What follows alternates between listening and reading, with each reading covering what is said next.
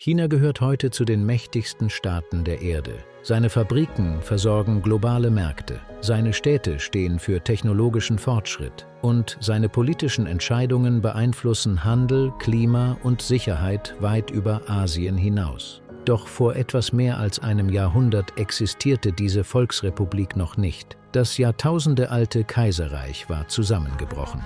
Danach folgten regionale Machtkämpfe, eine ausländische Invasion, Bürgerkrieg, Revolution, Hungersnot und schließlich eine radikale wirtschaftliche Neuerfindung.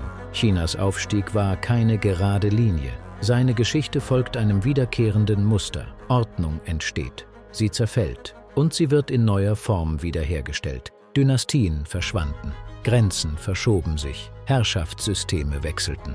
Doch die Vorstellung eines geeinten politischen Zentrums blieb erstaunlich wirksam. Wie konnte China trotz wiederholter Zusammenbrüche, Eroberungen und Revolutionen immer wieder zu einer Großmacht werden? Die Geschichte Chinas beginnt nicht mit einem einzigen Gründungsmoment. Schon in der Jungsteinzeit entstanden an verschiedenen Orten komplexe Kulturen. Sicher belegt ist die Shang-Dynastie. Archäologen fanden Städte, kunstvolle Bronzen und Orakelknochen. Ihre eingeritzten Zeichen gehören zu den frühesten Zeugnissen der chinesischen Schrift. Die noch ältere Xia-Dynastie wird in späteren Texten beschrieben. Ob bestimmte Funde eindeutig zu ihr gehören, ist jedoch umstritten. Von einem seit 5000 Jahren unveränderten Staat kann deshalb keine Rede sein. Unter den Zhou entstand eine Idee, die chinesische Politik über Jahrhunderte prägen sollte: das Mandat des Himmels. Ein Herrscher galt als legitim, wenn er Ordnung wahrte und für das Wohlergehen des Landes sorgte.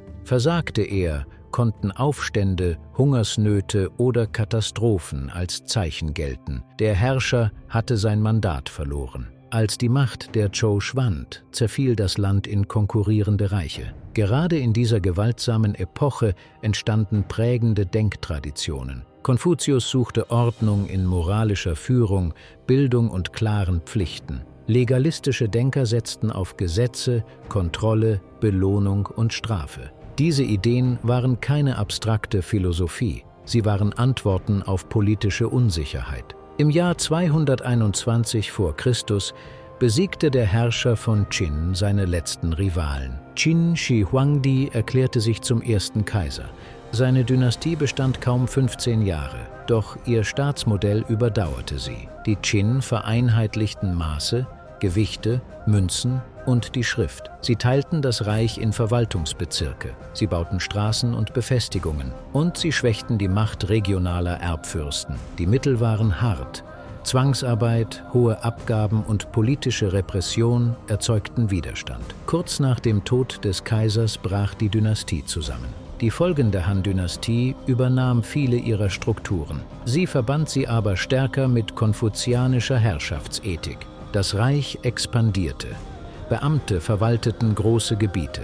Die Kontakte nach Zentralasien wurden ausgebaut. Aus ihnen entwickelten sich jene Handelsnetzwerke, die später Seidenstraßen genannt wurden. Die Han prägten Sprache, Selbstverständnis und politische Kultur nachhaltig. Entscheidend war die Verbindung von Zentralstaat, Schriftkultur und Verwaltung. Sie machte politische Einheit auch nach einem Zusammenbruch wieder vorstellbar. Nach dem Ende der Han im Jahr 220 folgten Jahrhunderte der Teilung. Doch Teilung bedeutete nicht Stillstand. Menschen wanderten nach Süden. Neue Machtzentren entstanden. Der Buddhismus verbreitete sich und wurde an chinesische Traditionen angepasst. Die kurze Sui-Dynastie vereinigte große Teile des Reiches erneut.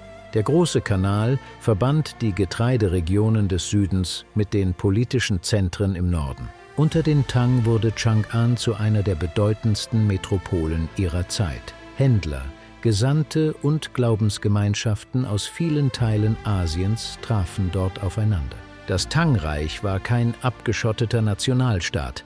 Es war ein kosmopolitisches Imperium mit engen Verbindungen nach Zentralasien. Unter den Song verlagerte sich das wirtschaftliche Zentrum weiter nach Süden. Städte wuchsen, Handel und Bildung nahmen zu. Papiergeld, Buchdruck, Navigation und Eisenproduktion erreichten ein bemerkenswertes Niveau. Die Song waren militärisch nicht immer überlegen. Wirtschaftlich und technologisch waren sie jedoch außerordentlich dynamisch. Ob diese Entwicklung bereits eine frühe industrielle Revolution war, ist umstritten. Klar ist, das Bild eines über Jahrhunderte stagnierenden China hält einer genaueren Betrachtung nicht stand. Zur politischen Dauerhaftigkeit trug auch das kaiserliche Prüfungssystem bei. Seine Anfänge lagen vor der Songzeit, doch nun gewann es erheblich an Bedeutung. Kandidaten wurden in den konfuzianischen Klassikern, in Literatur und Verwaltung geschult. Erfolgreiche Absolventen konnten in den Staatsdienst aufsteigen. Das war keine moderne Leistungsgesellschaft. Wohlhabende Familien konnten Bildung leichter finanzieren. Frauen waren grundsätzlich ausgeschlossen und persönliche Netzwerke blieben wichtig. Trotzdem band die gemeinsame Ausbildung lokale Eliten an den Zentralstaat. Beamte aus unterschiedlichen Regionen arbeiteten mit ähnlichen Texten, Begriffen und Verwaltungspraktiken. Dynastien konnten zusammenbrechen. Doch ein Teil des Wissens darüber, wie ein Reich regiert werden sollte, blieb erhalten. Im 13. Jahrhundert eroberten die Mongolen schrittweise China. Kublai Khan gründete die Yuan-Dynastie. China wurde Teil weitreichender eurasischer Verbindungen. Gleichzeitig blieb die Gesellschaft streng gegliedert. Krieg und hohe Abgaben belasteten die Bevölkerung.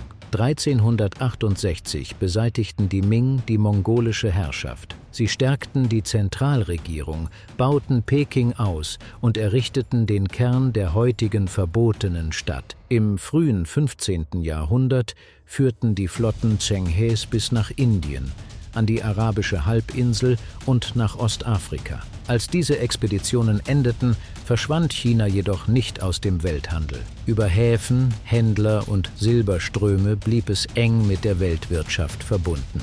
1644 übernahmen die Mandschu die Macht und gründeten die Qing-Dynastie. Sie bewahrten eigene Traditionen und nutzten zugleich chinesische Verwaltungsformen. Unter ihnen expandierte das Reich weit nach Zentralasien. Viele Grenzen des heutigen China wurden entscheidend durch diese Expansion geprägt. Auch wirtschaftlich war China eng mit der Welt verbunden. Europäische Händler begehrten Tee, Seide und Porzellan. Silber aus den Amerikas gelangte über europäische und asiatische Handelsnetze in chinesische Märkte. Diese Verbindungen schufen Wohlstand, aber auch Abhängigkeiten. Die spätere Konfrontation mit Europa war deshalb nicht die plötzliche Begegnung eines isolierten Reiches mit der Außenwelt. Neu war vor allem das wachsende militärische Ungleichgewicht des Industriezeitalters. Yuan und Qing zeigen, Chinas Geschichte war nicht die Geschichte eines ethnisch homogenen Staates. Eroberer wurden zu Dynastien. Sie veränderten das Reich und sie wurden von seinen Institutionen verändert. Im 18. Jahrhundert war Qing-China eine führende Macht Asiens. Doch das starke Bevölkerungswachstum erhöhte den Druck auf Land und Verwaltung. Soziale Spannungen und Korruption nahmen zu. Gleichzeitig hatten europäische Staaten durch die Industrialisierung neue militärische Möglichkeiten gewonnen. Großbritannien bezahlte chinesische Waren zunehmend mit Opium aus Britisch-Indien. Als die Qing-Regierung gegen den illegalen Handel vorging, begann 1839 der erste Opiumkrieg. Chinas Niederlage führte zu erzwungenen Hafenöffnungen, Gebietsabtretungen und ausländischen Sonderrechten. Doch die Krise kam nicht nur von außen.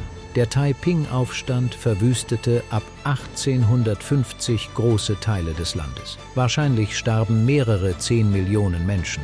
Weitere Aufstände, Naturkatastrophen und finanzielle Belastungen schwächten die Zentralregierung. Reformen modernisierten Teile des Militärs und der Wirtschaft. Sie blieben jedoch begrenzt. Nach weiteren Niederlagen verlor die Dynastie zunehmend an Vertrauen. Der imperialistische Druck war real, aber er traf auf ein Reich, das bereits von tiefen inneren Krisen erschüttert wurde. 1911 erhoben sich Provinzen gegen die Qing. Anfang 1912 endete die Kaiserherrschaft. Sun Yat-sen wurde zur Symbolfigur der Revolution. Eine stabile Republik entstand jedoch nicht. Militärführer kontrollierten ganze Regionen. Regierungen rivalisierten miteinander. Die Frage nach Chinas Ordnung blieb ungelöst. Die nationalistische Kuomintang und die 1921 gegründete Kommunistische Partei wollten das Land neu einigen. Zunächst arbeiteten sie zeitweise zusammen, dann wurden sie zu erbitterten Gegnern. 1937 begann der umfassende japanische Angriff. Besatzung, Massaker und Krieg verwüsteten weite Gebiete. Der chinesische Widerstand wurde zu einem entscheidenden Teil des Zweiten Weltkriegs in Asien. Der Krieg veränderte auch das Kräfteverhältnis im Inneren. Die nationalistische Regierung trug die Hauptlast vieler großer Schlachten. Dabei verlor sie Truppen, Geld und Vertrauen. Die Kommunisten vermieden häufig die direkte Entscheidungsschlacht. In ländlichen Gebieten bauten sie ihre Organisation aus. Sie präsentierten sich als Kraft des Widerstands und der sozialen Erneuerung. Diese unterschiedlichen Erfahrungen bestimmten mit, wer nach 1945 die besseren politischen und militärischen Voraussetzungen besaß. Nach Japans Kapitulation flammte der Bürgerkrieg erneut auf. Die Kuomintang war durch Krieg, Inflation und Legitimationsprobleme geschwächt. Die Kommunisten hatten ihre Organisation ausgebaut. Sie versprachen Landreform und eine neue Ordnung. 1949 gewannen sie die Kontrolle über das Festland. Mao Zedong rief die Volksrepublik China aus. Die Regierung der Republik China zog sich nach Taiwan zurück. Damit entstand eine politische Teilung, die bis heute fortbesteht. Die kommunistische Führung schuf einen zentralisierten Parteistaat. Sie verteilte Land neu. Sie beseitigte große Teile der alten Besitzordnung. Und sie weitete Grundbildung und Gesundheitsversorgung aus. Zugleich wurden tatsächliche und vermeintliche Gegner verfolgt. 1958 sollte der große Sprung nach vorn China in kürzester Zeit industrialisieren.